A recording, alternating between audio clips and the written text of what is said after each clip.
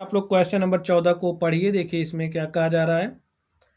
10 और 250 के बीच 4 के कितने गुणज हैं। ठीक है, 4 के कितने गुणज हैं, तो हमें 4 के गुणजों की संख्या बतानी है।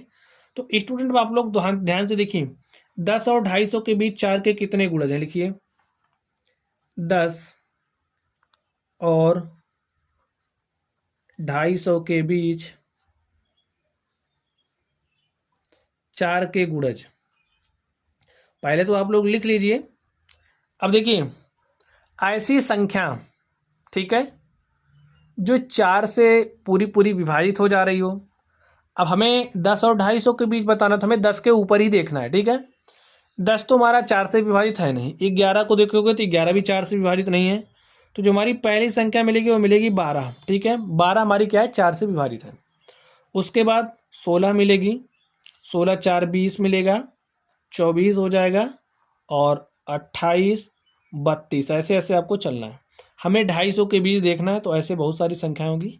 अब देखिए क्या 250 के पहले 249 हमारा 4 से विभाज्य है, तो आप पाओगे 4 से विभाज्य नहीं है। तो हमारा जो 248 है वो क्या है, 4 से विभाज्य है।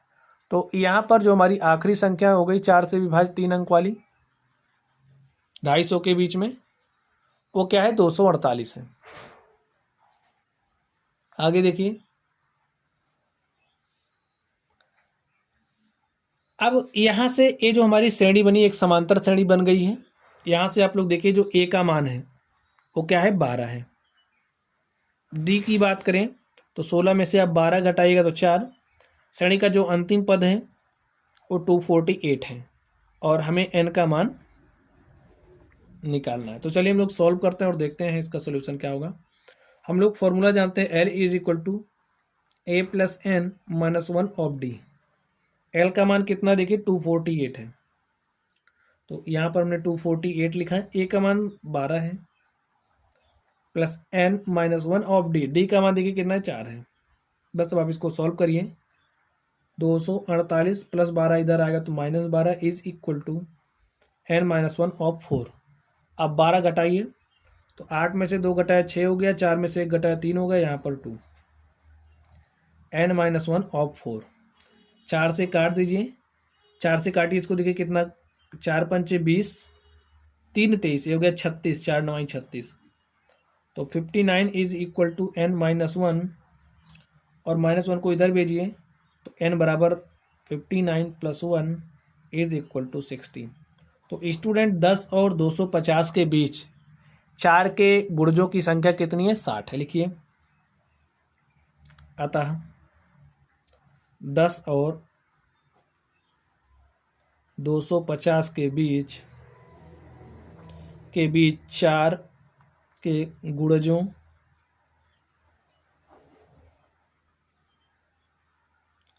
की संख्या 60 है। और इस तरीके से जो हमारा क्वेश्चन नंबर 14 था हमने इसको हल कर लिया है। चलिए अब हम लोग अगले नंबर पर चलते हैं और उसको हल करते हैं। तो स्टूडेंट आप लोग क्वेश्चन नंबर 15 को पढ़िए। देखिए इसमें क्या कहा जा रहा है। एन के किस मान के लिए दोनों समांतर श्रेणी, एक समांतर श्रेणी हमें यहाँ पर दी गई है और दूसरी यहाँ पर दी गई है कि 99 पदों के मान बराबर होंगे। तो चलिए अब ये जो श्रेणी दी गई है, चलिए इसको हम कुछ इस तरीके से लिख लेते हैं। इसको हम S1 ले रहे हैं। ठीक है, इसका प्रथम पद है 63, 65, 67, और ऐसे ऐसे में श्रेणी दी गई है।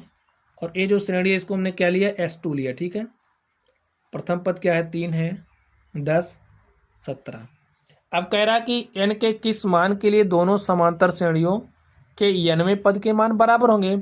यानी कि भाई किसी भी 99 पद, जैसे n के किसी मान पर क्या हो जा रहा है, ये जो श्रेणी है इसका मान बराबर होगा इसके। तो हम मान ले रहे हैं कि जो 99वां पद है, ठीक है, 99वां पद,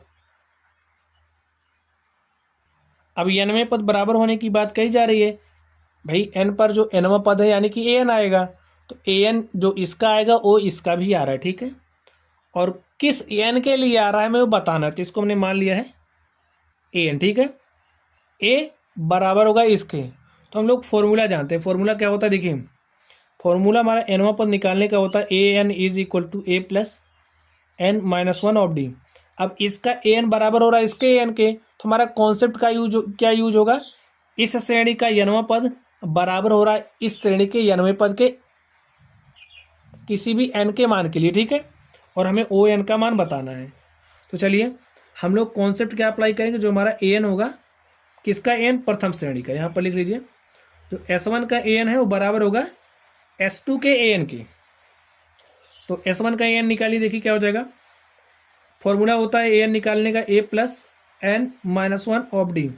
ए हमारा S1 का ए एन है और S2 का ए एन निकालने का फॉर्मूला क्या हो जाएगा, देखिए फॉर्मूला तो वही होगा, अभी आपको काटना नहीं है इसको, देखिए हम फॉर्मूला लिख रहे हैं, ए हमारा S1 के लिए, हमारा S2 के लिए।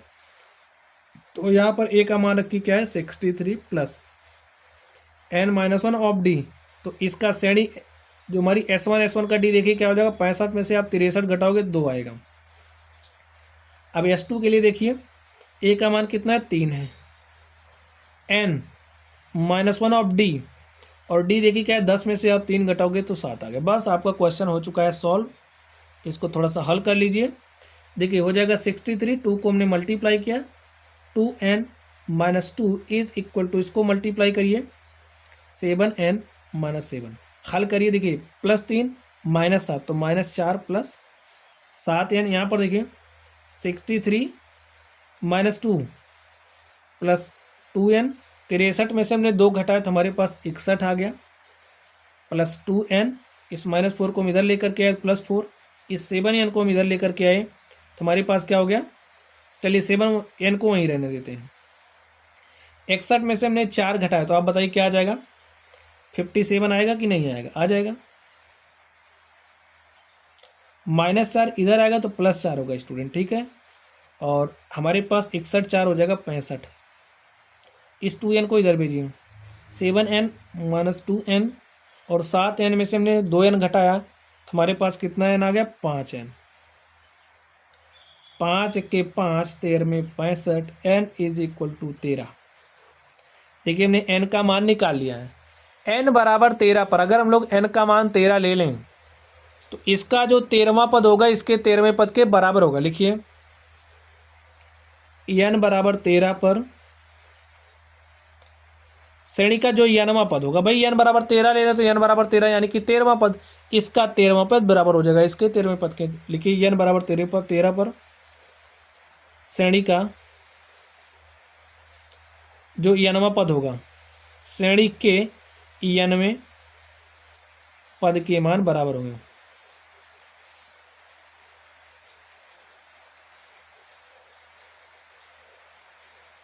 बस यही हमें बताना था, तो आप लोग बस जैसे कहा जा रहा है उसी हिसाब से आपको कॉन्सेप्ट अप्लाई